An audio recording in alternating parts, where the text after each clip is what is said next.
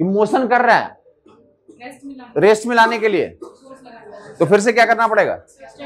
तो चेंज के लिए क्या जरूरत होती है? चेंज के लिए तो एक्सटर्नल फोर्स की जरूरत होती है। चेंज के लिए एक्सटर्नल फोर्स की जरूरत, समझ आई बात? चेंज के लिए एक्सटर्नल फोर्स की जरूरत होती है। और इसी को जैसे ना आजकल ये नहीं होता, पहले होता था।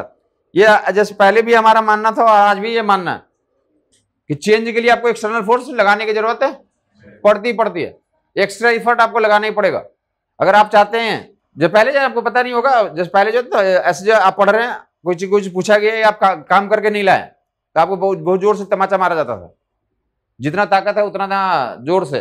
जब हमने अपनी जो पढ़ाई करी ना, मैंने 10वीं पास करा तो हमारे जो जितने कजन वजन होते हैं ना, भाई जो बंधु होते हैं या अंकल आंटी जो भी होते हैं, सब लोग इंजीनियर हैं।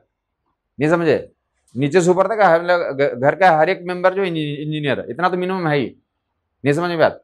तो किसी को इंजीनियरिंग कॉलेज से छुट्टी हो गई थी, उसमें छुट्टी चल रही थी। 10वीं के तुम एग्जाम दोगे, उसी समय कॉलेज में भी एग्जाम होते तो छुट्टी चल रही थी। तो कोई आया हुआ था, तो हम लोग 2 लोग थे रिलेशन में, भाई 2 लोग थे, तो दोनों को पकड़ लिया कि तो मैं पढ़ाता हूँ। ठीक है, तो पढ़ाया।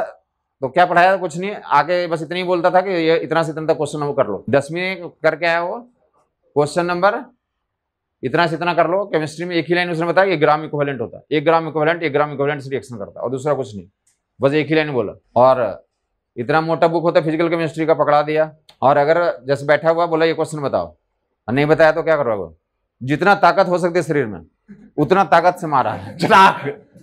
नहीं तो जैसे बम ब्लास्ट नहीं करता है वैसे, बस 1 ग्राम इक्विवेलेंट से रिएक्शन करता है, और तुम्हें समझ नहीं आता। जितना ताकत है उतना ताकत से मारा गया। बाकी ऑर्गेनिक और इनऑर्गेनिक तो मैंने रट लिया था, जैसे भी मतलब घोट के पी गया था, कुछ भी पूछ लिया। तो ऑर्गेनिक इनऑर्गेनिक में अच्छी बात क्या थी कि मतलब वो भूल जाता ना आदमी, तो याद नहीं था तो उससे कम पूछ जाता, लेकिन वो हमें याद था पूरी तरह से। आप फिजिकल में हमने 1 ग्राम इक्विवेलेंट से रिएक्शन करता है, इसी मार के डर से इतनी मास्टरी करी कि हमने दूसरा लाइन भी हमने भी केमिस्ट्री में नहीं सीखा। फिर कोई भी क्वेश्चन था तो हम फिजिकल केमिस्ट्री का बस एक ही लाइन पे हम उठाते थे, उसी पे खत्म कर देते थे। बस 1 ग्राम इक्विवेलेंट को रिएक्शन करता है। एक सुना होगा ग्राम इक्विवेलेंट रिएक्शन कॉन्सेप्ट आता है, ग्राम इक्विवेलेंट कॉन्सेप्ट आता पूरे केमिस्ट्री के लिए। समझ ये बात नहीं है? तो बस वो हमने, लेकिन हमारे ऊपर कभी चाटा नहीं पड़ा। जो मेरे दूसरे हमारा संगी साथी था, तो ऑलमोस्ट डेली जो है कि लाल हो जाता हमारे ऊपर बारिश नहीं हुई डेली उसका जो है, तो ऐसे चेंज तो लाना ही पड़ता है। चेंज लाने के लिए डंडा करना ही पड़ता। ये तो गली मोहल्ले में भी करना डायलॉग होता है कि चले ये कहीं भी काम करवाने जाते सरकारी ऑफिस में, तो क्या होता है कि काम नहीं होता, बोलता डंडा कर दूंगा तो काम हो जाता। फिर चले तो सेम केस यहाँ बोला, न्यूटन ने भी यही बोला। वो गली मोहल्ले का डायलॉग नहीं, किसका डायलॉग है वो? सेम स्टेटस में, या तो सेम स्टेटस में रहो, या चेंज चाहते हो तो क्या करना पड़ेगा? तो एक्सटर्नल फोर्स लगेगा तभी चेंज आ सकता है, उसके बिना कोई पॉसिबिलिटी नहीं है। ये यही स्टेटमेंट को जाके न्यूटन, यहाँ पे न्यूटन बोलते हैं और यहाँ पे क्या बोलते हैं? फराडे बोलते हैं। फराडे ने क्या बोला? अरे ईएमएफ तभी पैदा होगा जब फ्लक्स चेंज होगा, बिना फ्लक्स के चेंज के कुछ नहीं हो सकता। ईएमएफ नहीं पैदा होगा। समझ आई बात? तो न्यूटन भी यही कहता, फराडे भी यही कहता कि चेंज से ही क्या होता है? डेवलप होता है। चेंज से ही ईएमएफ आता है, चेंज से ही क्या आता है? हमारा मोशन आता है। समझ आई बात नहीं है? या एक्सटर्नल फोर्स लगाने से ही क्या आएगा? हमारा मोशन होगा, अदरवाइज मोशन नहीं होगा। या मोशन हो रहा तो रोकना, तो भी क्या करना पड़ेगा तुम्हें? एक्सटर्नल बाहर से डंडा करना पड़ेगा। There is no external force. ये पहला लाइन में U0 तो फाइनल 0, और दूसरी लाइन में V0 तो अरे V जो जितना भी V है ये यहाँ पे भी यूज करेंगे। और इसी एक लाइन को तो ऑलमोस्ट पूरे फिजिक्स में यूज करता रहूंगा। ये ऑलमोस्ट जो है यहाँ पे ये क्या तो ट्रांसलेशन में यूज कर रहे हैं। इनिशियल वेलोसिटी 0 तो फाइनल वेलोसिटी भी। ये इनर्शिया ऑफ रेस्ट आपको अभी भी लिखा था, इनर्शिया ऑफ रेस्ट अभी भी लिखा था। इनिशियल 0 तो फाइनल भी 0, और यहाँ पे इनर्शिया ऑफ मोशन तो U की वैल्यू U0 है, तो फाइनल भी कितना? इसे क्या बोलते हैं आप लोग? और इन दोनों को चेंज लाना चाहते हो, U0 से कुछ अलग करना, तो U डैश करना चाहते हो, तो क्या करना पड़ेगा? अलग से एक्सटर्नल फोर्स लगाना पड़ेगा। क्या लगाना पड़ेगा हमें? एक्सटर्नल फोर्स लगाना पड़ेगा। जनरल नॉलेज का सवाल पूछा जाता है कि न्यूटन का पहला नियम से V = U + AT डिराइव करते हैं। सही है गलत है? न्यूटन का पहला नियम से V = U + AT S = UT + AT²/2 V² = U² + 2S। Motion का चैप्टर से क्या फार्मूला लेके निकले? यही 3 फार्मूले लेके निकले, 1 2 3 4, एक चौथा भी जोड़ दोगे आगे। तो ये न्यूटन के पहला नियम से डिराइव होता है नहीं होता? ये न्यूटन का पहला नियम डिराइव नहीं करता है। इसमें किसकी बात कर रखा हमने? ये एक्सेलरेशन की बात कर रखा था। ये कहाँ पे आएगा? अरे पहले नियम में कहाँ था? एक्सेलरेशन तो था ही नहीं है। जो या तो रेस्ट में चल रहा है, तो एक्सेलरेशन की वैल्यू कितनी हुई वहां पे? या इनिशियल यू नॉट तो फाइनल भी कितना? तो वहां एक्सेलरेशन की बात हुई क्या? तो ये सब कहाँ से डिराइव होंगे? सेकंड लॉ से डिराइव करते हैं। जनरल नॉलेज का सवाल है, कहीं पूछ रहा तो कर लोगे। ये कहाँ से इसका डिराइवेशन होता? और सेम चीज इसी का एनालॉग प्रोसेस आएगा। अगर रोटेशन मोशन और न्यूटन का नियम रोटेशन में, तो रोटेशन में क्या करो? इनिशियल ओमेगा 0 है तो फाइनल ओमेगा भी क्या हो हमारा? तो ये क्या बोलेंगे? फर्स्ट लॉ रोटेशनल मोशन में, या इनिशियल एंगुलर मोशन की वैल्यू ओमेगा नॉट है तो फाइनल भी कितनी होनी चाहिए? तो that is called rotational motion है। रोटेशनल मोशन का मोशन ऑफ इनर्शिया है, इनर्शिया ऑफ मोशन है रोटेशनल का। रोटेशन में भी लागू होता है, ये रोटेशन में भी लागू होता है, रोटेशन में भी लागू होता है। आगे की मूव करोगे, ये फार्मूला 3 याद रहेंगे ना? किसके लिए वैलिड था? ये सब भूल गए है? कांस्टेंट एक्सेलरेशन के लिए। कांस्टेंट एक्सेलरेशन के वैलिड है। और करस्पॉन्डिंग जो बताया कि इनका डेरिवेशन किसमें होता है? न्यूटन का दूसरे नियम से जाकर होता है। यहां से नहीं होता, पहले नियम से नहीं होता। और बोला जा रहा है कि न्यूटन का पहला नियम का तो एक्सपेरिमेंट हम लोग करते हैं। तो हर एक बच्चे को ये पता है कि एक्सपेरिमेंट 7वीं क्लास में आपने करा होगा। ये क्या दे? गिलास ले लें। क्या ले लें आप? गिलास ले लें। गिलास के ऊपर एक कार्डबोर्ड रख दें। कार्डबोर्ड को क्या कर लें आप? कार्डबोर्ड के ऊपर एक कॉइन रख दें। कार्डबोर्ड को खींच लें तो कॉइन कहाँ गिर जाता है? तो गिलास में गिर जाता है। तो इसको कौन से नियम से एक्सप्लेन करते हैं? तो इनर्शिया ऑफ रेस्ट से न्यूटन का पहला नियम एक्सप्लेन करता है। क्या कैसे एक्सप्लेन करता है बताएंगे आप? बोलेगा जो हमने खींचा डंडे को, जो भी है, तो कार्डबोर्ड को खींचा, या जो भी क्लॉथ है तो उसको क्लॉथ को खींचा, ठीक। तो फोर्स किस पे लगाया? क्लॉथ पे लगाया, कार्डबोर्ड पे लगाया। कॉइन पे लगाया क्या? कॉइन पे फोर्स नहीं लगाया तो कॉइन कहां गिर जाएगा? अरे कार्डबोर्ड पे फोर्स लगाया तो कार्डबोर्ड डिस्प्लेस हो गया, बट कॉइन पे फोर्स नहीं लगाया तो कॉइन क्या हो जाएगा? इनर्शिया ऑफ रेस्ट को मेंटेन करते वहीं पे गिर जाएगा। इनर्शिया ऑफ रेस्ट को मेंटेन करते कहां गिर जाएगा? समझ नहीं ये बात? यही काम किसमें गिर गया ना? ये क्या हो गया? गिर गया। यही कहां पे? तो जो डस्ट वाला एग्जांपल दिया उसमें भी ये लागू होता। कारपेट है, कारपेट पे तो डंडा मारा, जहां पे डंडा मारा वहां पे तो फोर्स लगा, वो मोशन में हो गया। जो जहां पे फोर्स नहीं लगा वो रेस्ट में रहा, तो क्या कर जाएगा? अरे गिर जाएगा। समझ नहीं आई बात? तो डंडे कारपेट पे डंडा मार के डंडे को धूल को अलग करना कौन सा एग्जाम्पल हुआ? इनर्शिया ऑफ, और न्यूटन का पहला नियम का एग्जाम्पल है। और हेडिंग डाल देंगे more mass more inertia, less mass less inertia. More mass, ज्यादा मोटा होगा तो क्या होगा इसके अंदर? More mass more inertia.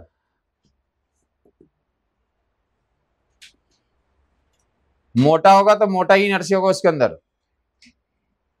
मतलब जो है कि मोटा इनर्शिया मतलब क्या बोला जा रहा है? ज्यादा मास ज्यादा इनर्शिया। मतलब जो सोया पड़ा है कहीं पे गिर गया तो गिरा ही पड़ा रहेगा। हाथी कहीं गिर गया तो क्या होता है? काफी गांव के सारे लोग को बुलाया जाता है इसको उठाओ, तो क्या है उसके अंदर? ज्यादा मास है तो क्या हो गया उसका? Inertia. More mass more inertia, मतलब पूरे गांव को बुलाना पड़ता है हाथी को उठाने के लिए। हाथी को उठाने के लिए पूरे गांव के लोग इकट्ठा करना पड़ रहा है। मतलब क्या हुआ? उसके स्टेटस को चेंज करने के लिए ज्यादा फोर्स की जरूरत है।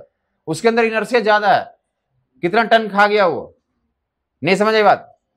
हाथी बहुत सारा टन माल खा गया, टनाटन हो रखा हो। अगर गिर गया तो सबको पूरे गांव वाले को बुलाना पड़ता है, इसको उठाओ। अब मोर मास मोर इनर्शिया और लेस मास लेस इनर्शिया। अगर मास ही नहीं है तो इनर्शिया।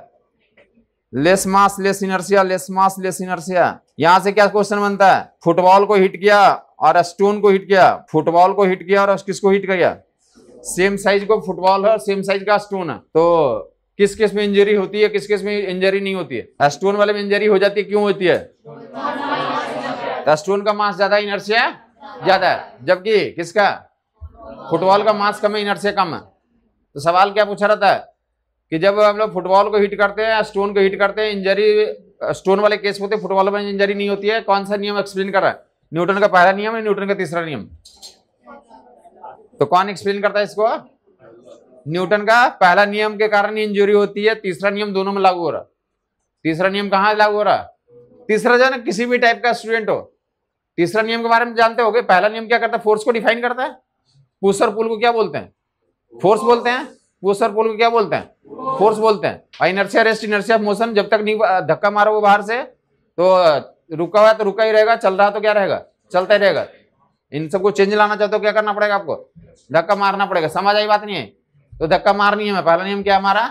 धक्का मार। और दूसरा वाला क्या हमारा? अभी आते उस वही काम करेंगे, उसी से सारे क्वेश्चन का सोल्यूशन सेकंड नियम से लगेगा। तीसरा नियम जो है, तो स्टूडेंट किसका हो तुम? साइंस का हो या आर्ट्स का हो, या फिर जो है तो कॉमर्स का हो, या और क्या होता है? साइंस, आर्ट्स, कॉमर्स है, ह्यूमैनिटीज को, या और किसी भी टाइप का स्टूडेंट हो। तीसरा नियम सबको पता होता है। या इवन तुम अंगूठा छाप हो, इवन रहा कैसा होता है अंगूठा छाप हो, तो भी जानता है कि एक्शन का रिएक्शन होता है। Every action has equal and opposite reaction. Every action has equal and opposite reaction and acts on two different object. Acts on two different, हर एक एक्शन का इक्वल एंड अपोजिट रिएक्शन होता है। और कहाँ काम करता है? पढ़े हो या ना पढ़े हो, स्कूल कॉलेज गए हो या ना गए हो, कोई फर्क नहीं पड़ता। गली मोहल्ले में बोलते हैं इसी नियम को, कैसे बोलते रहते हैं? इसी को नियम को गली मोहल्ले में बोलते हैं जैसी करनी वैसी भरनी। इसी को क्या बोलते रहते हैं? जैसा कर्म करोगे वैसे ही फल मिलेगा। समझ आई बात नहीं आई? पेड़ लगाए बबूल का तो आम कहाँ से पाओ, ऐसा बोलते हैं। तो बस यही बोलते हैं, every action is equal and जो लगाओगे वही मिलेगा। तो मैं बोलना ये चाहता हूँ कि ये बोला फुटबॉल वाला और स्टोन वाले में तो कौन एक्सप्लेन करता है? एक्शन रिएक्शन तो हमेशा होगा ही होगा। एक्शन रिएक्शन ऑलवेज होना ही होना। समझ आई बात नहीं आई? वो फुटबॉल को हिट करो, स्टोन को हिट करो, एक्शन रिएक्शन तो लागू है, होना ही होना। तो इंजरी किसके कारण हो रही है? फर्स्ट लॉ के कारण। स्टोन के अंदर इनर्शिया क्या हमारा ज्यादा है, तो इनर्शिया ज्यादा होने के कारण इंजरी हो जा रही है। मोर मास मोर इनर्शिया। तो न्यूटन का पहला नियम में तो बताया कि क्या होता है हमारे पास, तो फोर्स को डिफाइन करता है, यहीं पे खत्म हो जाता है। बाकी इनर्शिया का एक रेस्ट होता है। इनर्शिया आप क्या होता है हमारा? मोशन होता है। v equal to u plus ct वगैरह यहाँ से डिराइव नहीं होते हैं। और बोलते हैं न्यूटन का पहला नियम हो, दूसरा नियम हो, तीसरा नियम हो, हर एक नियम क्या होता है तो इनर्शियल फ्रेम में वैलिड होता है। कहाँ वैलिड होता है? Inertial frame. एक फ्रेम ऑफ रेफरेंस होता है, पहले ही बोल रखा है। फ्रेम ऑफ रेफरेंस होता है, सुना था लोगों ने। तो फ्रेम ऑफ रेफरेंस किसको बोला गया था? एक इनर्शियल फ्रेम और रेफरेंस, दूसरा non inertial frame of reference. और ये दोनों किसके टाइप हमारे? फ्रेम ऑफ रेफरेंस के। तो न्यूटन का नियम कहाँ पे वैलिड होता है? फ्रेम फ्रेम फ्रेम फ्रेम, जहां से ऑब्जर्वेशन लेते हैं फ्रेम ऑफ रेफरेंस कहलाता है। फ्रेम ऑफ रेफरेंस जहां से ऑब्जर्वेशन लेते हैं that is called frame of reference, inertial और नॉन इनर्शियल। तो इनर्शियल में एनएलएम वैलिड है, एनएलएम यहाँ वैलिड है, और यहाँ पे क्या हमारा एनएलएम इनवैलिड है। यहाँ पे वैलिड है और यहाँ इनवैलिड है। इनर्शियल फ्रेम में ही पहला नियम, दूसरा नियम, तीसरा नियम सभी यहाँ पे वैलिड है, यहाँ पे वैलिड नहीं है।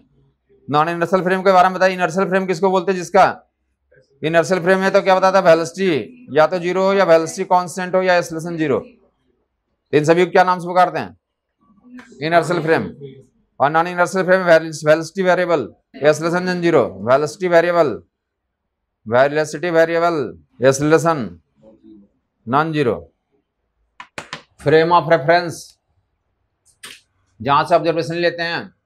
हमारा अर्थ कहाँ पे आता है? यह नॉन इनर्शियल फ्रेम में आता है। अर्थ कहाँ पे होता है हमारा? क्लियर बात हो गई।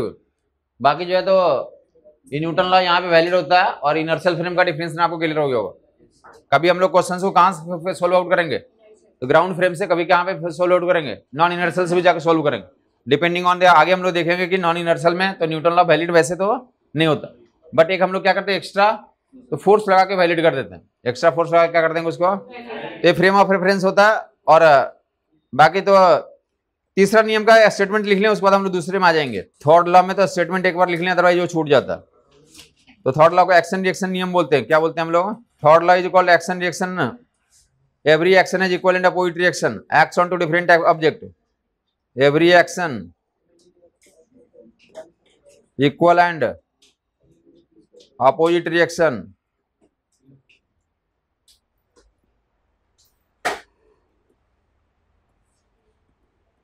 every action is equal and opposite reaction and acts on two different object।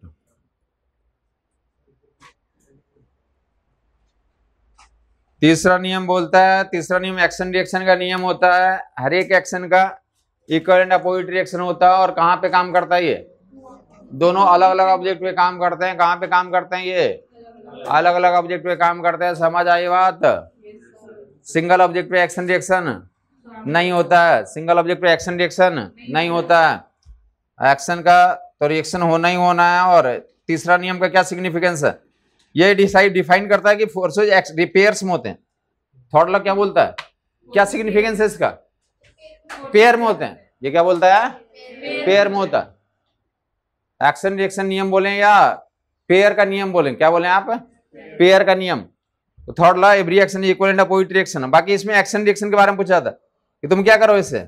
ये तुमने क्या करा, इसको तो हिट किया, दीवार को क्या करा आपने, एफ को हिट किया, तो दीवार भी तुम्हें क्या करेगा, तो हिट करेगा। तुमने दीवार पे कितना लगाया, तुमने दीवार पे एफ लगाया और दीवार भी तुम्हारे ऊपर क्या लगाएगा, एफ लगाएगा।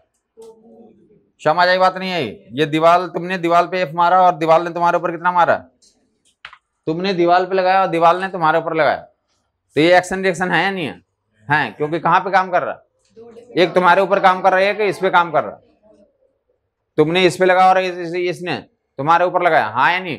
सवाल में इतना बोल रहा था कि ये वाला एक्शन है, ये वाला ये एक्शन है, ये वाला एक्शन है या ये वाला एक्शन, किसको एक्शन कहेंगे और किसको रिएक्शन बोलेंगे? तो दोनों को कुछ भी कह सकते हैं। ये डिफाइन नहीं हुआ। क्यों डिफाइन नहीं हुआ? क्योंकि इतना टाइम इंटरवल स्मॉल होता है कि इसको डिस्टिंग्विश नहीं कर पाता, कौन एक्शन है और कौन रिएक्शन है, डिस्टिंग्विश नहीं कर पाते। समझ नहीं आया कुछ? साइमल्टेनियसली लग जाता है, जैसे तुम फोर्स अप्लाई करोगे वैसे तुम्हारे ऊपर क्या कर देगा, रिएक्ट कर जाएगा। तो इंडिविजुअली इसको न्यूटन नहीं बोला, इसको एक्शन इसको रिएक्शन कहोगे, ऐसा उसने नहीं बोला। क्या बोला उसने कि ये दोनों पेयर हैं, किसी को भी एक्शन ले लो, किसी को भी क्या कर लो, रिएक्शन ले लो। क्लियर बात हो गई होगी? एक्शन रिएक्शन किसी को भी मान सकते हैं, डिस्टिंग्विश नहीं किया। कारण क्या बताया कि स्पॉन्टेनियस होते हैं, साइमल्टेनियसली लग जाते हैं, अलग अलग हो तब ना। समझ आई बात कुछ? तो एक्शन रिएक्शन होते हैं। और एक से एग्जांपल में तो हम लोग कौन सा यूज करते हैं, तो स्विमिंग करना या स्विमिंग करने या स्विमिंग वाला मोशन किससे बेस्ड होता है, तो तीसरे नियम पे बेस्ड होता है।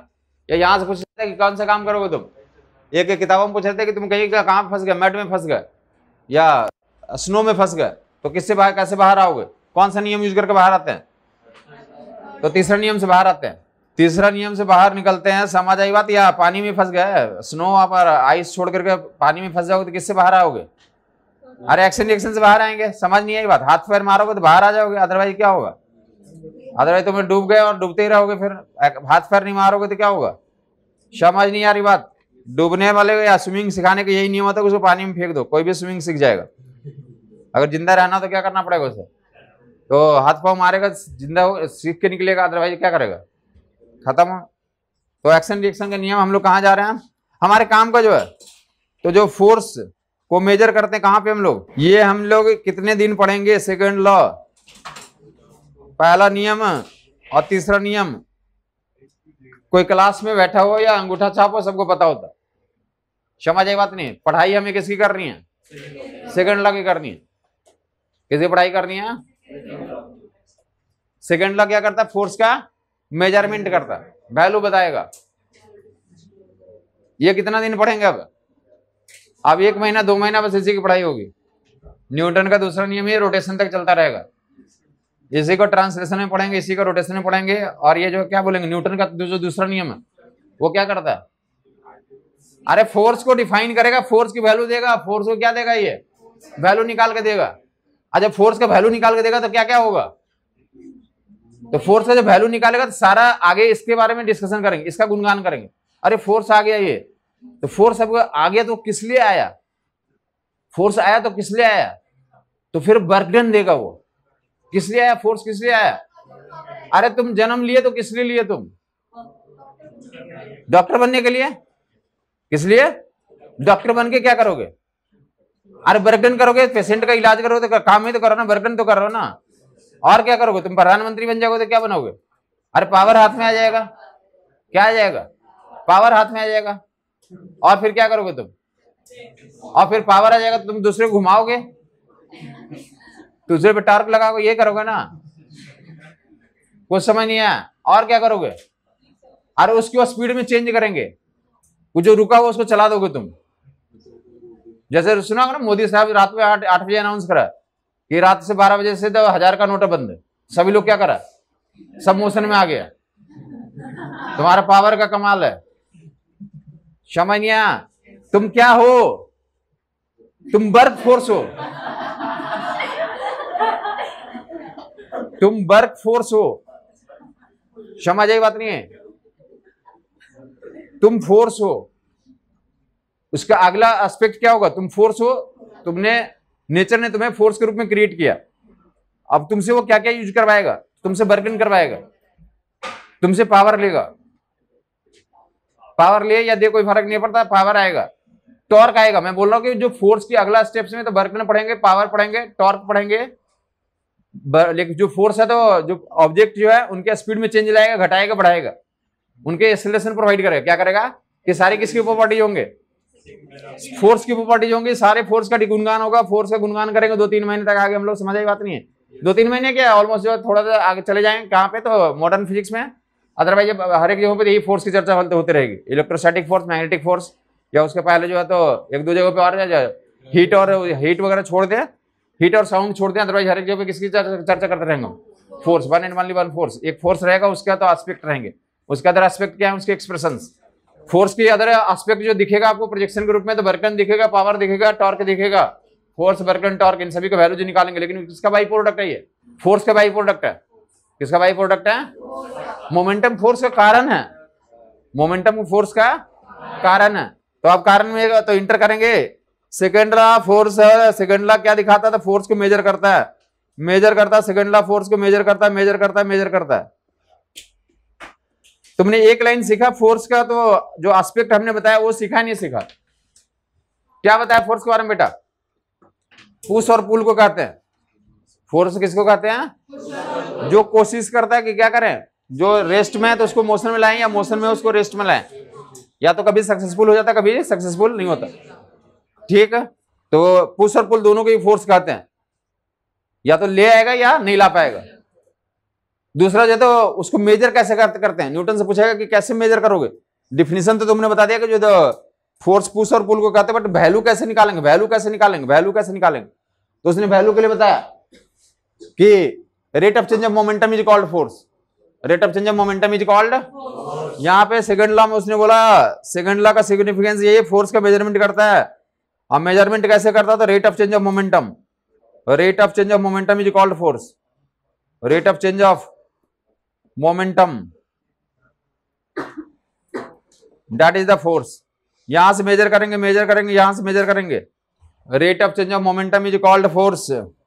इनके एक्सप्रेशन बता दो बेटा, क्या क्या बताया इनके एक्सप्रेशन फोर्स का, वर्क, पावर, टॉर्क, स्पीड में चेंज लाना है, ये सारे किसके एक्सप्रेशन हैं, फोर्स के एक्सप्रेशन है, फोर्स का आउटकम है। Rate of change of momentum is called force. Mathematically क्या लिखेंगे, F equal to dp by dt, F equal to dp by dt। Almost एक क्वेश्चन डेफिनेटली हर एक साल 1 से 2 क्वेश्चन डायरेक्ट यहां से आते हैं, डायरेक्ट यहां से 1 से 2 क्वेश्चन यहां से डायरेक्टली आते हैं। Rate of change of momentum is called force.